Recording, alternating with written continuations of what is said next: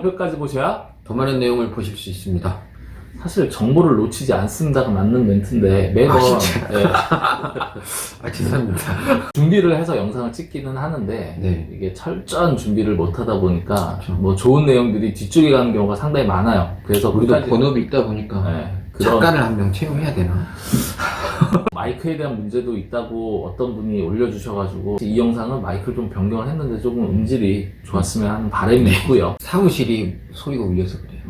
일단 사무실도 이제 변화가 생기면 네. 좀 더 나은 환경에서 찍도록 알겠습니다. 하겠습니다. 청년 창업에 대한 세금 감면에 대해서 이슈가 좀 있어서 말씀을 드리는 건데 네. 창업을 하게 되면 세금에 대해서 감면이 많아요. 네. 이제 큰 틀은 뭐 소득세, 법인세부터 취득세, 등록세 여러 가지 혜택들이 있는데 본인들이 맡기고 있는 세무회계사무소에서 찾아주는 게 맞고요. 네. 부탁을 해야죠. 네. 그런데 일부 사업자분들 같은 경우에는 뭐 창업하다 보니까 매출 규모나 이런 게 크지 않아서 본인들이 직접 신고하시는 분들도 있으세요. 네, 참고하시면 좋을 것 같아서 영상을 네. 준비했습니다. 저희가 그 창업 감면에 대한 영상은 아주 예전에 올린 게 있어요. 네네. 거기서 좀 내용이 바뀐 것도 좀 있고, 그러니까 법이 바뀐 부분도 있기는 한데, 그냥 오늘은 그 영상이 주는 아니기 때문에 네. 큰 틀만 좀 말씀을 해주신다면 어떤 내용으로 이해하면 될까요? 일단은 업종이 가장 중요합니다. 이 업종에 따라서 감면이 되고 안 되고가 결정이 되고요. 근데 업종이면 뭐 유흥업종이나 이런 거 아니면 웬만한 거 다 되지 않나요? 근데 그게 디테일한 게 또 있어요. 네. 그러니까 도소매 같은 건 또 안 돼요. 아. 네. 근데 통신판매업은 또 돼요. 도소매 안에 통신판매업이 같은 카테고리긴 한데 어쨌든 전자상거래나 이런 걸 통해서 파는 거는 이제 감면이 되는 거고 그냥 도소매 이런 건 또 안 됩니다. 그래서 업종을 좀 자세히 보셔야 되고 또 하나는 청년인지 본인 여기서 청년은 15세에서 34세예요. 만. 예. 근데 남자는 군대를 갔다 왔다. 그럼 군대 기간만큼은 더 연장을 해줍니다. 그리고 본인이 창업하는 지역이 수도권 과밀이냐, 그 외냐, 이게 또 중요합니다. 근데 이게 왜 중요하냐? 이게 감면되는 게 50%가 있고 100%가 있는데 이 과밀이냐 아니냐에 따라 이 50%가 나눠버려요. 그렇죠. 네. 그래서 특별하게 본인이 이 공간이 꼭 필요한 분들은 뭐 그걸 선택할 수 있는 자유가 없지만 내 집이 고향인데 파주에서 개업해도 되고 내가 고양시에도 해도 된다.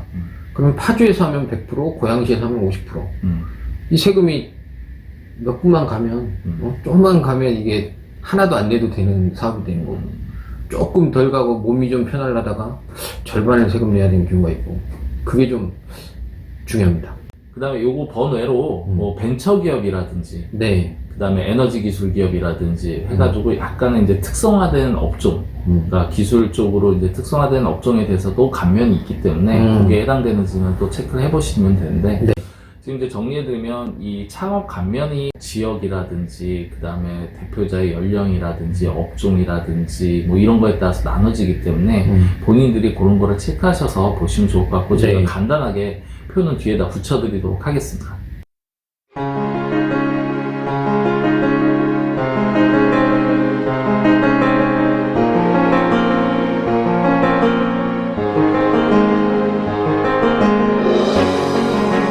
앞에 표를 보셨지만은 작게는 50%, 많게는 100%까지 소득세, 법인세가 감면이 되기 때문에 세금을 잊고 사업을 하시는 분들이 상당히 많아요. 네. 나중에 세금 낼 때가 아주 돈이 없어가지고 세금 체납이 왜 생기냐면 통장을 세금 납부할 통장을 따로 만들어 두신 분들은 없거든요. 그러니까 통장이 있으면 쓰다 보니까 미리미리 이제 이런 감면들은 챙기시는 얘기인데 이제 오늘의 핵심은 네. 핵심, 네. 오늘 지금 이제 핵심 나오는 거예요. 예. 오늘의 이제 사례는 정말 끝까지 봐야 되네. 네. 저희 사례신데 청년 창업을 하셨고 그래서 이제 감면을 신청해서 저희가 해드리고 계셨죠. 근데 한 2년 정도 되셨죠. 이분이 만 2년 조금 넘으셨는데 이분이 이제 하고자 하는 아이템의 활성화를 위해서 이제 외부 영입 인사 대표자로 이제 들어오는데 네. 이분이랑 공동 대표로 하겠다 해서 처음에 저희가 뭐 좋습니다 했는데 이 창업 감면에서 이 부분이 문제가 된다고 하는데 어떤 게 되죠? 이게 이런 경우가 많아요. 이제 외부 인사를 끌어들여서 대표자를 또 같이 공동으로 하기도 하고 그렇죠. 그냥 직원으로 고용하면 되는데 근데 또 모셔오다 보니까 직원하기는 힘들죠. 직위를 또 좀 줘야 돼. 또 간판이 중요하니까. 그러다 보면 그냥 아무 생각 없이 대표자를 공동대표로 넣는다던가 바꾸게 되면 창업 감면이 끝납니다. 한 명은 청년이지만 한 명은 청년이 아니죠. 네. 그렇게 되면 그럼 이 장학금이 끝나면 세금 다 내야 돼요. 그러니까 앞으로 앞으로. 과거 거는 뭐 문제 되는 건 그렇죠. 아니고. 근데 이게 다른 사람을 영입해서 왔다는 거는 사업이 된다는 거잖아요. 네.